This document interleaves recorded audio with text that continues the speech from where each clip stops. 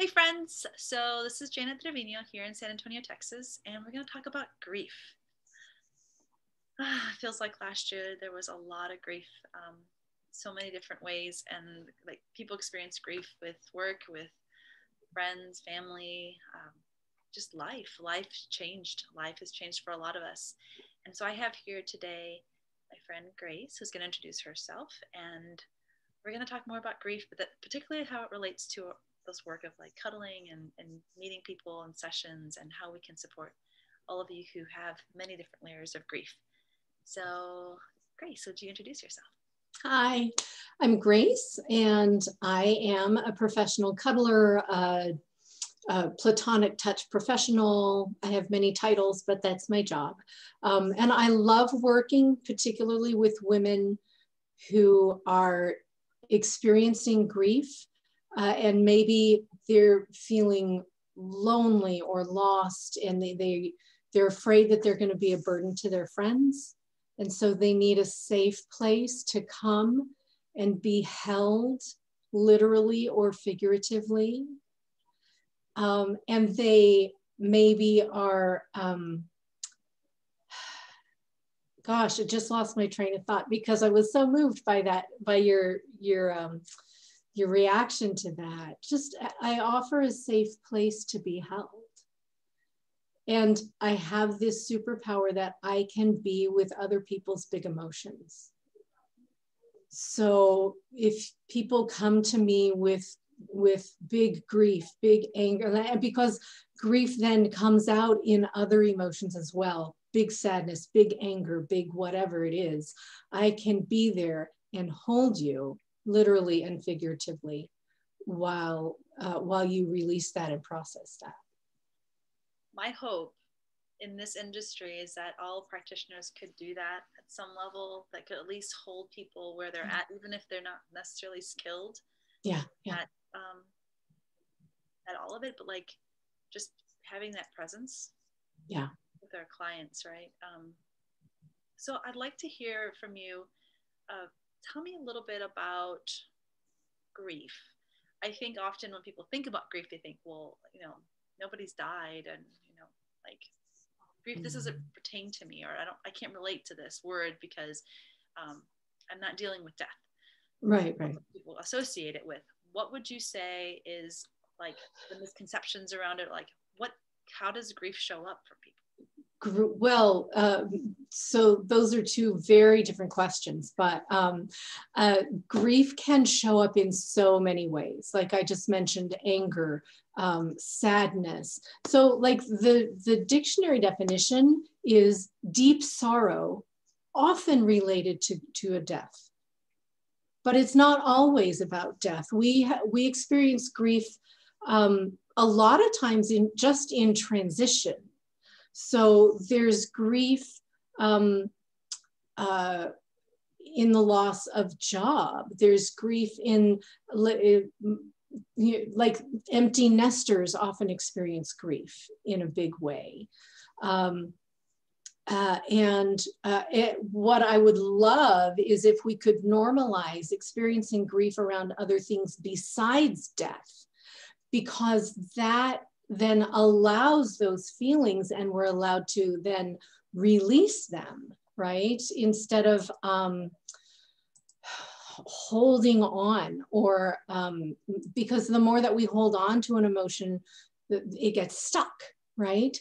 So if we can allow our feelings to flow, just like to get out, then we won't be stuck in them and have them cause further difficulty.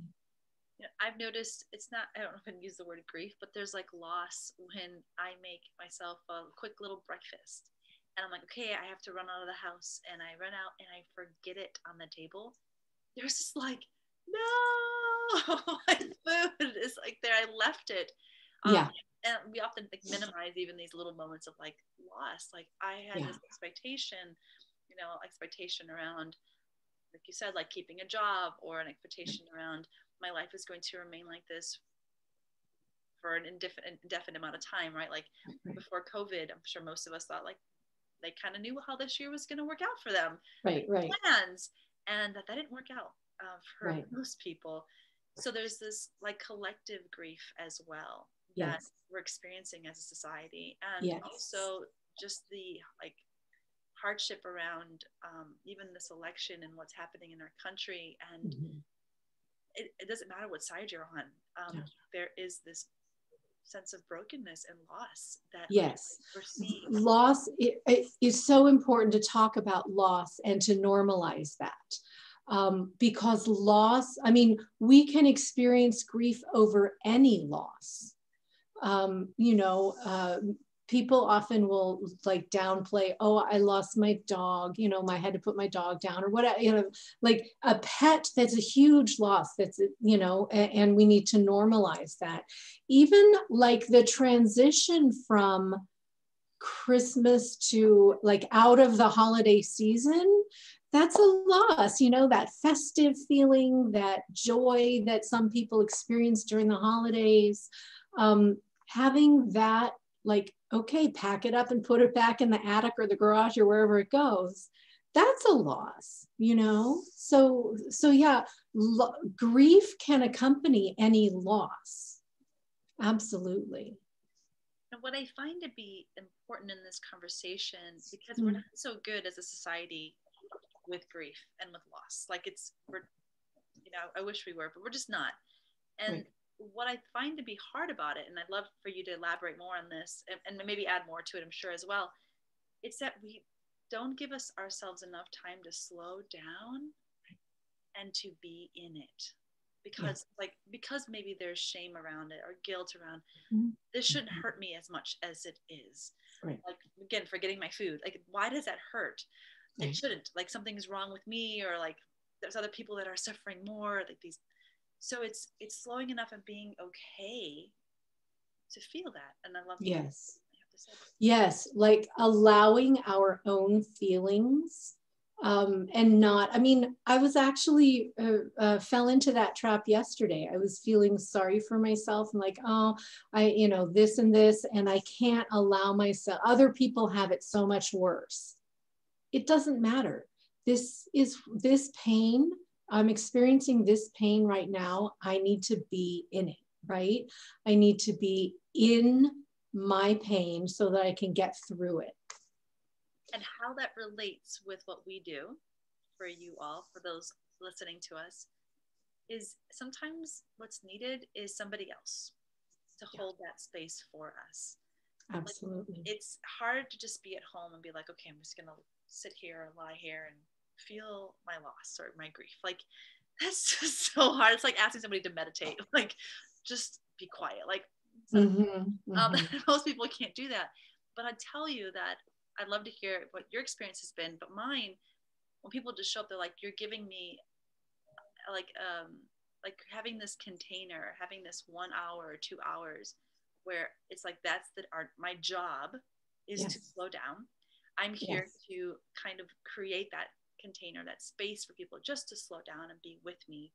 And we can do it together. And I think 2 people doing it versus just one, like it's not just doubled. It's like synergistic, right? It's bigger. It's like more is done, accomplished in that that time with 2 people or maybe 3, or however many people could be there.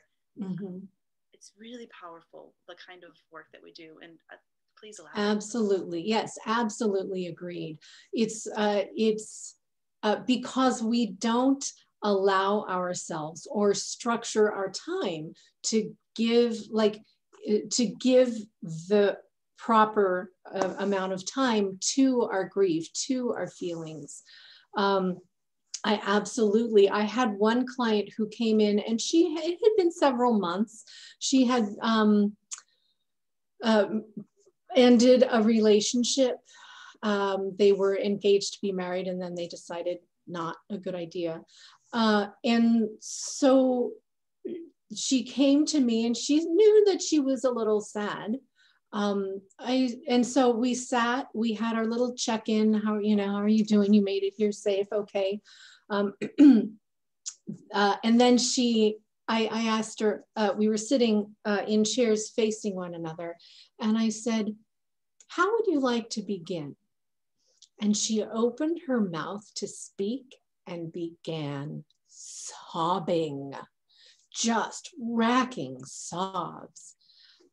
And that's okay. Good. Let it out. And just racking deep sobs. Good. Let it out. May I hold your hand? Good. Thank you. Thank you. So we held hands. She came to a place where she could breathe. And I'm so sorry. Don't apologize. That's why I'm here. I'm holding you. How would you like to be held?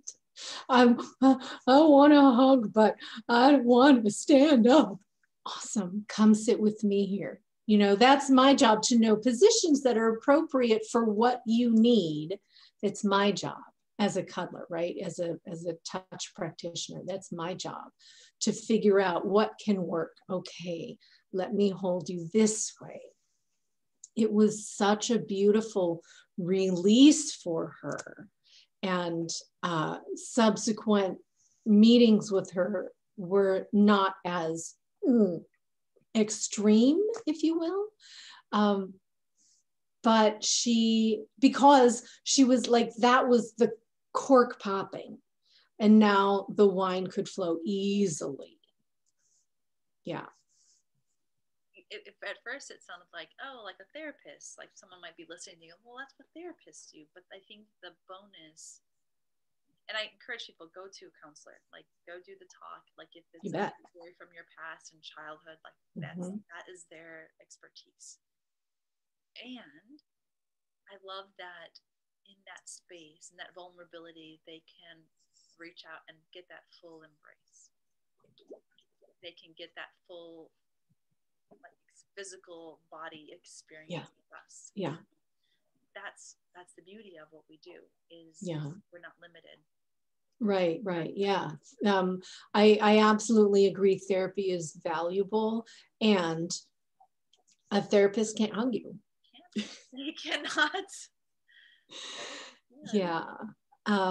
So and having that physical comfort is so important. I've had to ask, I think 3 times in my life, I had the guts to ask a friend, will you hold me while I cry? It's hard to ask.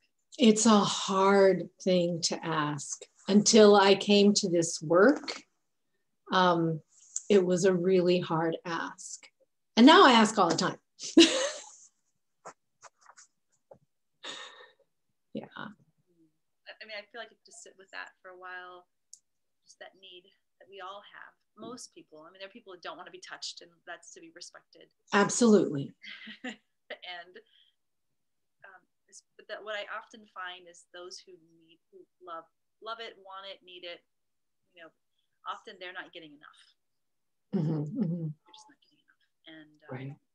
So right now, Grace, what city are you out of again? I'm in Orange County, California. Just a little bit south of Los Angeles. Those of you who are there, you can reach out. I'll put her information in the description. You're not seeing physical clients yet? Not just yet, no. We're beginning to have vaccinations in the area. But Los Angeles is pretty much a hotbed right now, AKA hot mess. So where can they find you to keep up when you open up your... Sure, absolutely. I'm my social media, best place to find me on social media. I've got Instagram and Facebook. My Facebook is Grace Heer Coaching and Cuddling, and Instagram is Graceful Cuddles. You can look for my events, both on, I'm doing online events right now. Let's see, Graceful Cuddles on Eventbrite.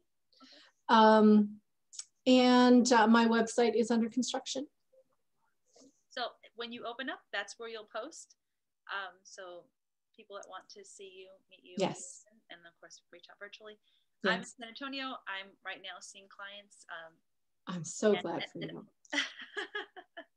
at all the levels. Maybe you're not experiencing grief. Maybe you just want to be touched and cuddled and whatnot. That's great too. Yeah. But I would say most of us probably are part of the collective grief, even if it's not personal. We grieve that society has shifted. We're moving into something new, and that can be terrifying. Yeah. So. Yeah. Can I tell you just briefly? I did do a virtual grief support group this past summer, and it was valuable, even just not being able to hold one another, but doing the work. And I had to do the work along with them because I'm, currently furloughed from my day job, and that's a big deal. There's a lot of loss that has been experienced around that. So it's worth people taking care of themselves. And it is so worth it. Talk to someone. Absolutely. Ask for the touch. Yeah. Can't do that. Then reach out and do a support group in some way. Well, thank you again, Grace, for being here to talk to us about grief and just validating that it's worth feeling, it's worth going into, it's worth it's finding somebody to support all of that, and you're needed and I'm needed in the world. So thanks everyone. Thank you for watching. Bye y'all.